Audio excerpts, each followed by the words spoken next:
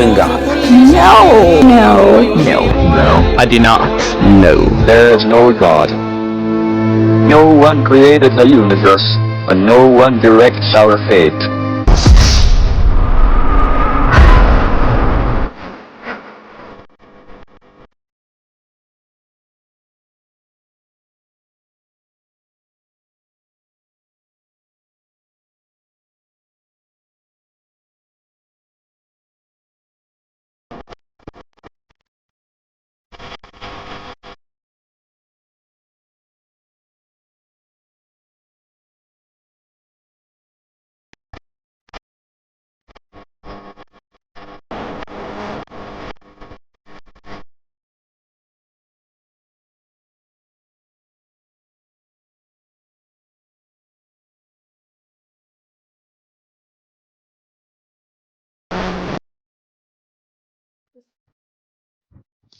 السلام علیکم ناظرین، میں فضل سلمان اپنے چینل ٹو نو وتھ فجو سلمان میں آپ سب کو خوش آمدید کہتی ہوں۔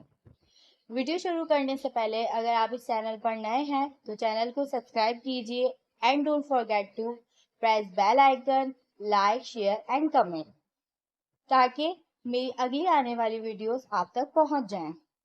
پھر ناظرین، ہم اپنے ٹاپک کا آغاز کرتے ہیں کہ لفظ خدا، رب، پروردگار، گاڈ، بھگوان یعنی اللہ تعالیٰ کو بہت سے ناموں سے پکارا جاتا ہے، اور انسانی دل اس بات کو ماننے کے لیے تیار ہے کہ کوئی جو ہے اس کائنات کو چلاتا ہے، اس ہوا کو چلاتا ہے جسے ہم آکسیجن کہتے ہیں، جو ہماری سانسوں کے لیے بہت اہم ہے، اس پانی کو پیدا کیا ہے جس کے بغیر زندگی کا تصور ناممکن ہے، آگ کو پیدا کیا ہے، سورج کو بنایا ہے جو ہمیں دن میں روشنی دیتا ہے، چاند کو پیدا کیا جو رات کی تاریکی کو مٹاتا ہے، یہ ستارے جو انتہائی خوبصورت لگتے ہیں جب آسمان کی طرف ہمیں یہ نظر آتے ہیں، یہ چرند پرند، پودے، پیڑ، پہاڑ، آسمان، بادل، زمین، ان سب کو دیکھ کر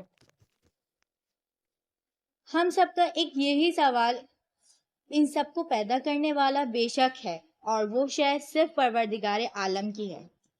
ہم سب یہ بات جانتے ہیں کہ اللہ تعالیٰ ایک نور ہے، یعنی ایک ایسی روشنی، نہ کچھ تھا تو صرف یہی نور تھا، نہ کبھی یہ خود سے پیدا ہوا، نہ اسے کسی نے پیدا کیا، اور ہمیشہ سے اور یہ ہمیشہ رہے گا۔ بے شک دنیا کی تخلیق یعنی اس کائنات کا بن جانا، کیا واقعی اس دنیا یا کائنات کا بن جانا لفظ فقط لفظ ہے؟ سوچا جائے تو نہیں، بلکہ صرف لفظ کافی نہیں اس بات کو جاننے کے لیے کہ کائنات کیسے بنی۔ تو جانتے ہیں کہ آج سے 14 ارب سال پہلے اس کا وجود میں آ جانا، سائنس کہتی ہے کہ اس کائنات کا بننا ایک حادثہ ہے، یعنی آج سے 14 ارب سال پہلے بہت بڑا دھماکہ ہوا جسے ہم بگ بینگ ٹائم کہتے ہیں، اس سے کائنات وجود میں آ گئی۔ مگر اس تھیوری کی کیا سچائی ہے اور ہمارا قرآن ہم سے کیا کہتا ہے، اس بارے میں شروع اللہ تعالیٰ کے نام سے جو بڑا مہربان نہایت رحم کرنے والا ہے۔ کیا کفار یہ نہیں جانتے کہ زمین و آسمان باہم بلند ہو کر ملے ہوئے تھے تو ہم نے انہیں پھاڑ کر جدا کر دیا۔ بگ بینگ ٹائم کے 4 لاکھ سال بعد atomic particles helium and nitrogen اس کائنات پر موجود تھے، اور مزید ہم قرآن سے پوچھیں تو قرآن کہتا ہے کہ اللہ تعالیٰ نے آسمانوں اور زمین اور جو کچھ ان کے درمیان ہے 6 دن میں پیدا کیا۔ 6 دن کا ذکر اور کائنات کا تخلیق کرنا بائبل میں کچھ یوں ملتا ہے کہ خدا نے پہلے دن روشنی کو پیدا کیا، دوسرے دن آسمان، تیسرے دن زمین، سمندر اور نباتات، چوتھے دن سورج اور چاند، پانچویں دن ہوا اور سمندر کے جانور، چھٹے دن زمینی جانور اور انسان کو پیدا کیا، اور ساتویں دن اپنے کام سے آرام کیا۔ اور جبکہ تخلیق مکمل کرنے کے بعد قرآن بیان کرتا ہے کہ ہم نے آسمانوں اور زمین اور جو کچھ ان کے درمیان ہے 6 دنوں میں پیدا کیا، اور نہ ہی ہمیں تھکن کا کوئی احساس ہوا۔ 6 دن کا ذکر کرنے والی آیات میں عربی لفظ یوم یعنی دن کا استعمال کیا گیا ہے۔ یہ لفظ قرآن میں کئی بار آیا ہے، ہر ایک وقت کی مختلف پیمائش کو ظاہر کرتا ہے۔ ایک صورت میں ایک دن کا پیمانہ 50,000 سال کے برابر ہے، جبکہ دوسری آیت میں کہا گیا ہے کہ آپ کے رب کے نزدیک ایک دن آپ کے حساب سے 1,000 سال کے برابر ہے۔ اس طرح لفظ یوم کو قرآن کے اندر ایک طویل مدت یعنی ایک دور یا زمانہ سمجھا جاتا ہے، اور اللہ تعالیٰ کبھی بھی اپنے کام سے مکمل نہیں ہوتا، کیونکہ تخلیق کا عمل جاری ہے۔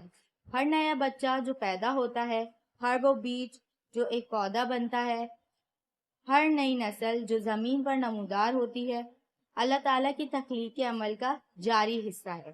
وہی تو ہے جس نے آسمانوں اور زمین کو 6 دنوں میں پیدا کیا، پھر عرش پر قائم ہوا۔ وہ جانتا ہے جو کچھ زمین کے دل میں داخل ہوتا ہے اور جو کچھ اس سے نکلتا ہے، کیا آسمان سے اترتا ہے اور کیا چڑھتا ہے، اور تم جہاں بھی ہو وہ تمہارے ساتھ ہے، اور جو کچھ تم کرتے ہو اللہ اسے خوب دیکھتا ہے۔ قرآن ہم سے کہتا ہے کہ اللہ نے ہر جاندار چیز کو پانی سے پیدا کیا ہے۔ ایک اور آیت میں بیان کیا گیا ہے کس طرح اللہ تعالیٰ نے ہر جانور کو پانی سے پیدا کیا ہے۔ ان میں سے کچھ پیٹ کے بل چلتے ہیں، کچھ 2 ٹانگوں پر چلتے ہیں، اور کوئی 4 پاؤں پر چلتے ہیں۔ اللہ تعالیٰ جو چاہتا ہے پیدا کرتا ہے، کیونکہ اللہ تعالیٰ ہر چیز پر قادر ہے بے شک۔ یہ آیت اس سائنسی نظریے کی تائید کرتی ہے کہ زندگی کا آغاز زمین کے سمندروں میں ہوا، جبکہ اسلام مراحل میں زندگی کی نشو و نما کے عمومی تصور کو تسلیم کرتا ہے۔ وقت کے ساتھ ساتھ انسان کو تخلیق کا ایک خاص عمل سمجھا جاتا ہے۔ اسلام سکھاتا ہے کہ انسان ایک منفرد زندگی کی شکل ہے جسے اللہ نے ایک خاص طریقے سے تخلیق کیا ہے، جس میں کسی دوسرے کے برعکس منفرد تحائف اور صلاحیتیں ہیں، ایک روح اور ضمیر، علم اور آزاد مرضی۔ مختصر یہ کہ مسلمان اس بات پر یقین نہیں رکھتے کہ انسان تصادفی طور پر یعنی بندروں کے ایوولوشن سے ہوا ہے۔ انسانوں کی زندگی کا آغاز 2 انسانوں کی تخلیق سے ہوا، ایک مرد اور ایک عورت، جس کا نام حضرت آدم علیہ السلام اور بی بی حوا تھا۔ قرآن کہتا ہے کہ اللہ نے حضرت آدم کو کس طرح پیدا کیا۔ ہم نے انسان کو آواز والی مٹی سے پیدا کیا، مٹی سے جس کی شکل بنائی گئی ہے، اور اس نے انسان کی تخلیق مٹی سے شروع کی اور اس کی نسل کو رطوبت سے بنایا۔ اس طرح انسان کا زمین سے بنیادی لگاؤ ہے۔ اللہ تعالیٰ نے زمین کو اس لیے بنایا ہے کہ یہ ہمارے لیے عارضی گھر بن سکے، تاہم اللہ نے دوسرے سیارے بھی بنائے ہیں، جیسے مارس اینڈ سیٹرن۔ ان کا مقصد کیا ہے؟ اللہ نے یہ اضافی سیارے کیوں بنائے؟ ہمیں اس دنیا کا بہت محدود علم دیا گیا ہے، اور ہمیں پیچھے نہیں بھاگنا چاہیے جو ہماری حد سے باہر ہے۔ ہم مسلمان ہیں، جیسا کہ ہم غیب پر یقین رکھتے ہیں، صرف اللہ تعالیٰ ہی بہتر جانتے ہیں۔ ہمیں صرف اس کی پرواہ کرنی چاہیے جس کی وجہ پہلے ہی قرآن میں واضح ہو چکی ہے، اور یاد رکھیں کہ ہمارے نبی محمد صلی اللہ علیہ وآلہ وسلم کو قرآن کی شکل میں جو پیغام دیا گیا ہے وہ بنیادی طور پر وہی ہے جو پہلے کی اصل کتابوں کا ہے۔ وہی ہے جس نے سورج کو روشنی کا ذریعہ بنایا اور چاند کو ایک جسم جو روشنی کو منعکس کرتا ہے۔